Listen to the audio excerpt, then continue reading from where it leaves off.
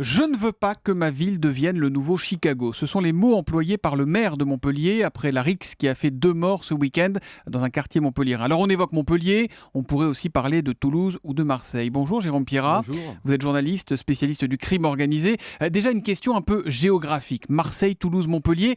Est-ce qu'il y a aujourd'hui un problème particulier dans le sud de la France ou est-ce que c'est une triste coïncidence tout ça ? Bon, d'après moi, c'est une triste coïncidence. Et deuxièmement, le nord de la France n'est pas épargné, contrairement à ce qu'on croit, puisque c'est assez symptomatique, puisque vous avez cité toutes les villes du sud, sauf Saint-Denis, où il y a eu un mort aussi il y a quelques semaines, malheureusement, à peu près de la même manière, règlement de compte alarme automatique. Donc voilà, donc ici, c'est un peu plus dilué, c'est-à-dire que médiatiquement, ce sont des faits divers en région parisienne et des guerres des gangs dans le sud. Malheureusement, non, le phénomène est assez national. C'est notre traitement à nous, les journalistes, qui donne une tonalité souvent, différente. Non, mais bien sûr, souvent, oui. C'est-à-dire qu'il y a une espèce, pas de fantasme, puisque c'est une réalité, tous ces règlements de compte à Marseille, mais il y a effectivement un prisme Marseille, la ville des gangs, etc., qui fait que voilà, Chicago, on l'emploie pour Marseille, on l'emploie pas pour la Seine-Saint-Denis. Oui, mais quand même, on a l'impression qu'à Marseille, par exemple, on règle certains conflits de voisinage, de simples conflits à la Kalachnikov, quand même. De simple. Je vous laisse. Je ne sais pas quels conflits de voisinage ont été réglés à la Kalachnikov, mais en tout cas, il y a eu des règlements de compte. On a l'impression que les Kalachnikov sortent, elles sortent pour des règlements de compte entre voyous, à peu près comme partout. Alors effectivement, il y a une concentration. Marseille, c'est comme une grande ville. C'est-à-dire qu'administrativement, ça va de Orly à Roissy, pour donner une idée aux auditeurs parisiens. Donc ça recouvre une très grosse agglomération. Si vous preniez les statistiques pour l'ensemble de la Seine-Saint-Denis... Si on prend Paris, par exemple. Elles ne sont pas très loin. Ville c'est à peu contre près ville. les mêmes. Paris intramuros, il y a eu 15 morts comme à Marseille depuis... Par exemple, mais Marseille, vous englobez les banlieues dedans, administrativement.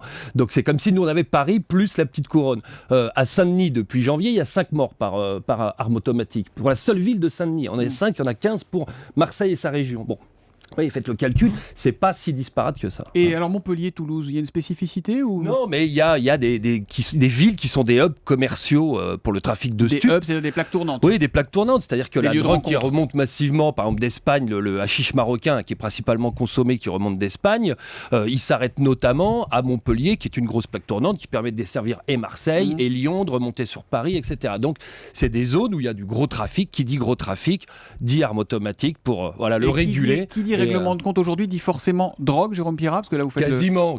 On va dire que c'est une activité commerciale qui est non régulée, qui est totalement clandestine et qui ne se règle. Vous le dites même, les comptes ne se règlent qu'à l'arme automatique. Pourquoi ? Parce que c'est là où il y a beaucoup d'argent, il y a beaucoup de transactions, on échange des marchandises, des braqueurs qui montent sur un fourgon ou autre chose, ils ont moins de risque de se tuer en près. Ouais. Alors on a un tweet d'un Marseillais, Jean-Paul Gall, qui nous dit: il n'y a aucune justice, aucune sévérité, la voie est libre, ils en profitent, mais ne stigmatisons pas le Sud. Il a raison, la justice ne répond pas assez fortement aujourd'hui.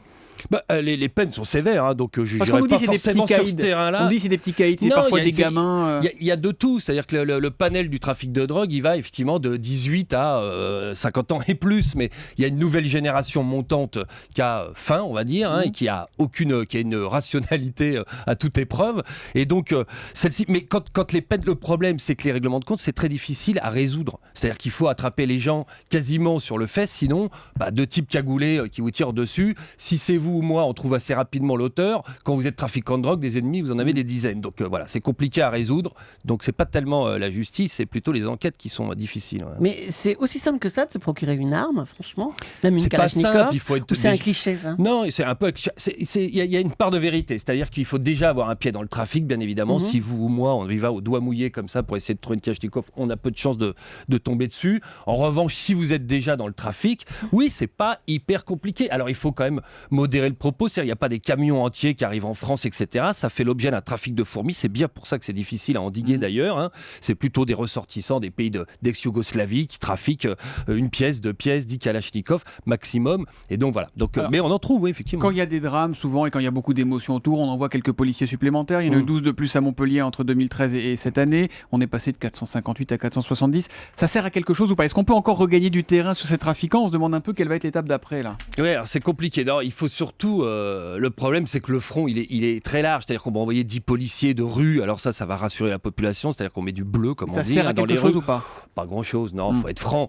Il faut mieux renforcer les équipes d'enquêteurs transnationaux, c'est-à-dire ceux qui vont chercher les gros voyous français, qui sont au Maroc, qui sont en Espagne. Parce que tout ça est tenu par des gros bonnets, en fait. Effectivement, vous avez, alors c'est pas pyramidal, c'est pas la mafia, c'est un cartel économique, c'est-à-dire que c'est des strates successives, mais en haut de la chaîne commerciale, il y a des gens qui sont peut-être une vingtaine, une trentaine, qui naviguent entre l'Espagne et le Maroc et qui envoient, eux, les 200 à 250 tonnes de cannabis.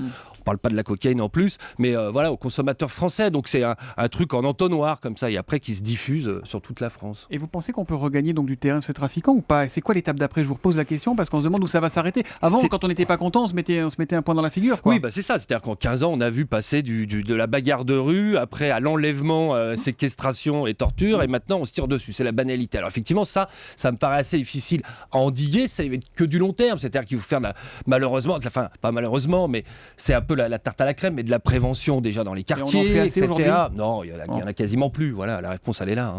Oui, mais ce climat, ça a un impact sur l'économie de ces villes? Ça décourage les entreprises d'y investir ou encore des touristes? Aujourd'hui, il y a des boîtes qui disent on va pas à Marseille parce que ça craint. Voilà. Je suis pas sûr que... Alors les touristes non, parce que depuis, alors paradoxalement, il y a eu la hausse des règlements de compte depuis 3 ans à Marseille. Il n'y a jamais eu autant de touristes que cette année. Ils ont un record de fréquentation. Donc, ça, c'est à cause du musée, grâce au musée.